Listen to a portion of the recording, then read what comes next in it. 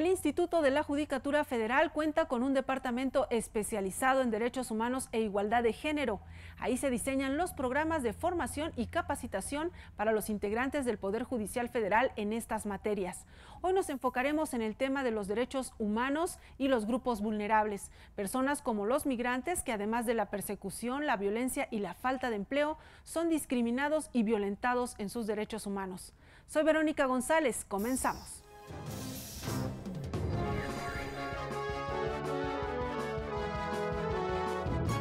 Ya está con nosotros Dulce Milán Rodríguez. Ella es abogada por la Universidad Autónoma de Yucatán, maestra en Derechos Humanos y Democracia por la Flaxo México, trabajó en la Suprema Corte de Justicia de la Nación en la ponencia del ministro José Ramón Cosío Díaz y actualmente es subdirectora de la Secretaría de Derechos Humanos e Igualdad de Género en el Instituto de la Judicatura Federal. Bienvenida.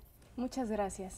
Bien, pues para tener así un contexto más amplio sobre este tema, comentaba yo al inicio del programa, tienen en la Escuela Judicial un área especializada en derechos humanos e igualdad de género.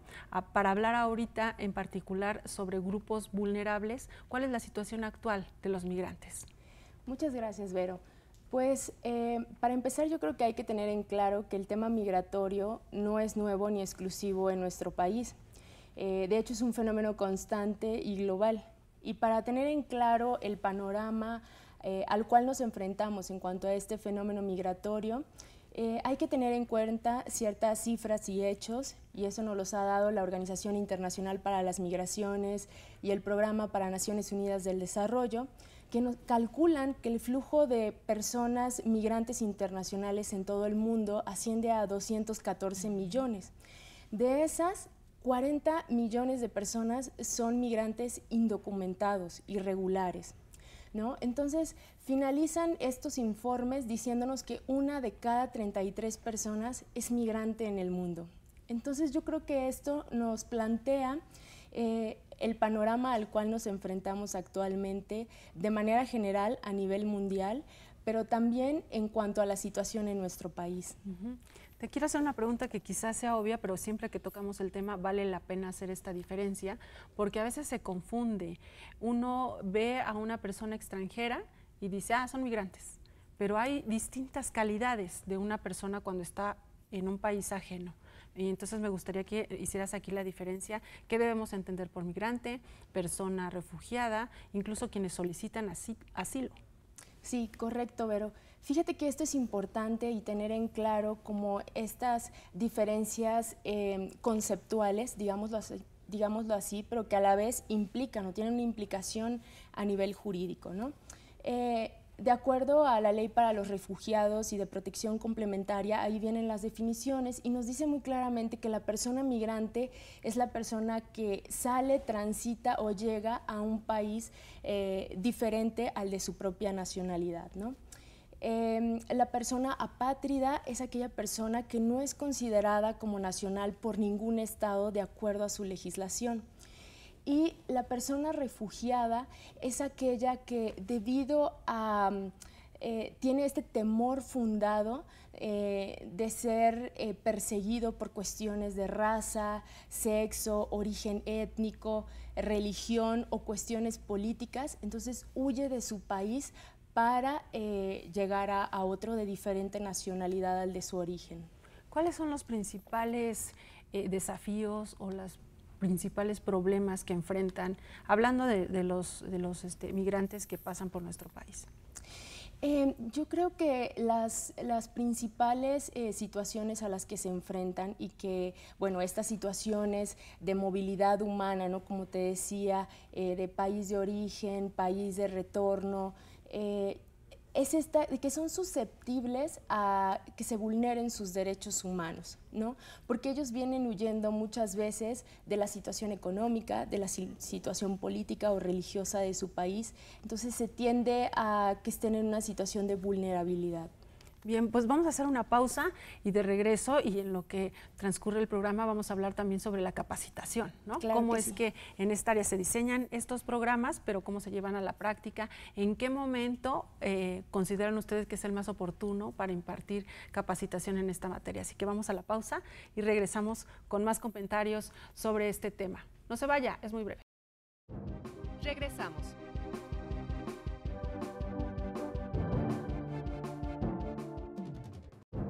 Continuamos.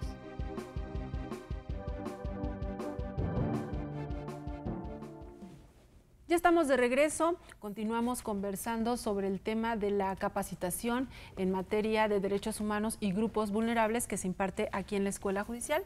Ya nos comentabas, bueno, la situación en particular de los migrantes, cómo es que ustedes van haciendo estos estudios para tener un contexto y después diseñar los programas. Y me gustaría que nos hablaras ahora sobre la participación del director del instituto en este tercer foro regional en materia de migración y protección internacional que se realizó en la Suprema Corte de Justicia de la Nación. Claro que sí, Vero. Mira, te comento que este evento fue organizado por Sin Fronteras, por la Comisión Interamericana de Derechos Humanos, el Alto Comisionado de Naciones Unidas, el AMIG, que es la Asociación Mexicana de Impartidores de Justicia. Y se creó este evento con el objetivo de visibilizar las buenas prácticas que han ido haciendo los juzgadores y las juzgadoras a través de las sentencias en pro de la protección a los derechos humanos de las personas migrantes. Entonces, con motivo de este evento, se llevó a cabo una mesa de análisis de sentencias en la cual tuvo la oportunidad y el honor de participar el magistrado, con una sentencia muy relevante de aquí de México, ya que la mesa fue compartida con otros magistrados de otras regiones de Ecuador, incluso con una abogada de la Corte Interamericana de Derechos Humanos. Entonces, le correspondió su disertación respecto a esta sentencia que ahora hablaremos. Y me gustaría que a grandes rasgos nos expliques justamente eso, de qué se trata esta sentencia y por qué es tan relevante. Sí, claro. Mira, fíjate que cuando el magistrado inició su participación, él resumió esta sentencia en una sola palabra y la distinguió como emblemática. Y es emblemática porque sentó un precedente histórico respecto a la reparación del daño en una sentencia en cuanto a personas migrantes. Es la primera sentencia en la cual se habla de una reparación del daño respecto de un extranjero. Aprovecho para comentarte a grandes rasgos los hechos para tener un panorama más claro de esta sentencia. Se trata de un migrante de nacionalidad australiana que ingresó a la Ciudad de México en el 2004 a través de la forma migratoria de turista.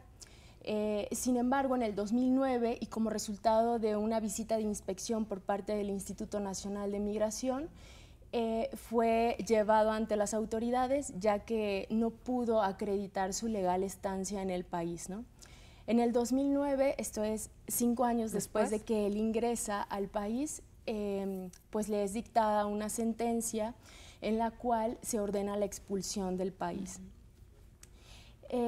Esta sentencia, pues obviamente se inconforma la persona, el australiano, y se la impugna por dos cosas, ¿no? Principalmente porque fue privado ilegalmente de su libertad durante ese periodo en la estación migratoria de Las Agujas aquí en la Ciudad de México, y bueno, y también porque de la irregularidad que tuvo el Estado, bueno, a través del Instituto Nacional de Migración, en el procedimiento que se le llevó a cabo, ¿no? Entonces, el Tribunal Federal de Justicia Administrativa, cuando resuelve este asunto, pues bueno, divide la sentencia, el análisis de la sentencia en dos partes. En una primera parte, analiza la legalidad o no de la privación de la libertad de esta persona y posteriormente viene el análisis de la indemnización.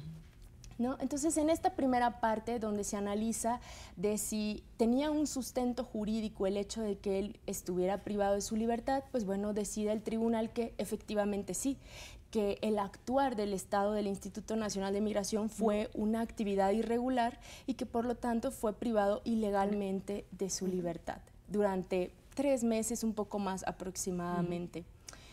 Y en la segunda parte de la indemnización, pues bueno, dice a manera de consecuencia o de conclusión de determinar esta irregularidad del Estado, pues bueno, ahora vamos a determinar el daño, ¿no? El daño material, habla de un daño material la sentencia y de un daño moral. El daño material porque a consecuencia de esa privación ilegal de su libertad, él no podía estar trabajando, ¿sí? Él se dedicaba a pintar cuadros y demás. Y luego, en la parte del daño moral, porque él hace constar, de hecho, incluso a través de una pericial psicológica, que sufrió frustración, ansiedad y demás de estar privado en la estación migratoria. Al final el tribunal, y esto es lo más destacable, de cómo realiza un análisis de estos daños y cómo realiza ese cálculo de los daños, cómo hace visible la protección, que es importante proteger los derechos de las personas migrantes. Y bueno, realiza el cálculo y en cuanto al daño material fueron como 12,000 aproximadamente y el daño moral como 100,000 aproximadamente. Eso es a grandes rasgos la sentencia. ¿De qué se trata la sentencia? ¿Cuáles fueron las reflexiones o qué es lo que deja de trascendente esta sentencia? Aunque es muy obvio, ¿no? Pero... Sí, mira, Vero, hay 3 puntos esenciales y que son los que también el magistrado en su disertación resalta y que son los más importantes de esta sentencia. La primera, que es la reparación del daño. Es la primera sentencia, por eso decía que es un referente histórico, ¿no? Emblemático, de que es la primera sentencia en la cual se condena al Instituto Nacional de Migración a pagar monetariamente la reparación del daño, en este caso por una actividad irregular propia de esta institución, ¿no? También otro punto importante es que el lapso en el cual se llevó a cabo el litigio fueron entre 5 a 7 años. Esto es, y lo decía el magistrado, ¿cuántos migrantes tienen 5 a 7 años o cuánta disponibilidad tienen para llevar a cabo un litigio en nuestro país y para obtener la reparación del daño? Por eso la mayoría pues no denuncia, ¿no? No tiene ni siquiera los medios. Exactamente. Para poder hacerlo. De hecho, este caso, el migrante australiano, no cumple el perfil, digamos, clásico de los migrantes común. Él era un artista, ¿no? Pues. Claro. Y porque normalmente cuando les otorgan la salida, ¿no? La libertad, pues lo que hacen es regresar a su país de origen, ¿cierto? Pero en este caso no, este migrante se queda al país para litigar el asunto y por ello es de que se trata de un asunto emblemático. Y el último tercer punto, y no menos importante, es de que el tribunal condena también al Instituto Nacional de Migración a publicar un extracto de la sentencia en el Diario Oficial de la Federación.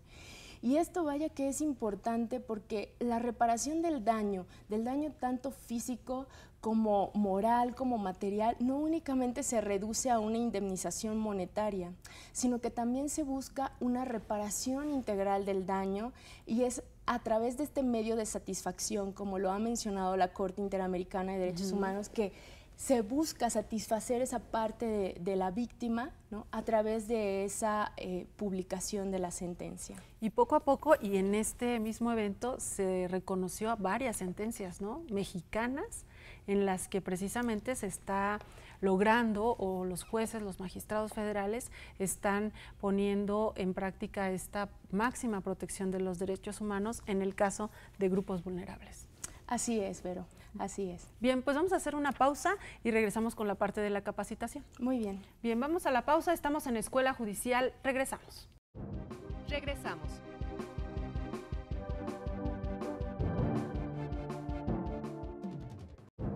Continuamos.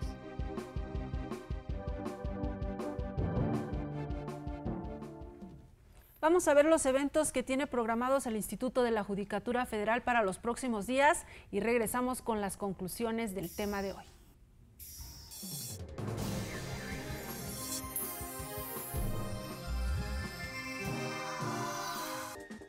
Programa de prácticas judiciales en los órganos jurisdiccionales del Consejo de la Judicatura Federal. Dirigido a estudiantes de la licenciatura en Derecho y en el caso de los Centros de Justicia Penal Federal, también a licenciaturas afines al nuevo sistema de justicia penal. La documentación se recibirá hasta el 20 de febrero en la sede del Instituto de la Judicatura Federal en San Lázaro. Las prácticas judiciales inician en marzo. 36º Concurso Interno de Oposición para la Designación de Magistrados de Circuito. La segunda etapa, que consiste en un examen oral, se llevará a cabo del 12 al 16 de febrero. Puede consultar los detalles en la página del Instituto de la Judicatura Federal www.ijf.cjf.gov.mx. Curso de Formación para Actuarios 2018, modalidad virtual, dirigido a integrantes del Poder Judicial y a personas interesadas en ocupar el cargo de actuario. El curso tiene una duración de 3 meses, periodo en el que los materiales de estudio estarán disponibles 24 horas en la página de la Escuela Judicial. Las inscripciones cierran el 9 de febrero. Ya estamos en la parte final del programa en Escuela Judicial hablando sobre derechos humanos y grupos vulnerables. Y en este bloque me gustaría que ya nos enfocáramos mucho en la parte de la capacitación, que es lo que finalmente en esta área se realiza. En 2017 yo recuerdo dos cursos, entonces pues háblanos de ellos. Sí, claro que sí, con gusto. En el 2017... y ello también atendiendo, se llevaron a cabo 2 cursos, como bien mencionas, y atendiendo también a las líneas de acción del ministro presidente, ¿verdad? Y que también hizo mención de esta necesidad de capacitar, ¿no? Tanto a la parte del Instituto Federal de Defensoría Pública como también a los juzgadores y juzgadoras ante pues, la política migratoria.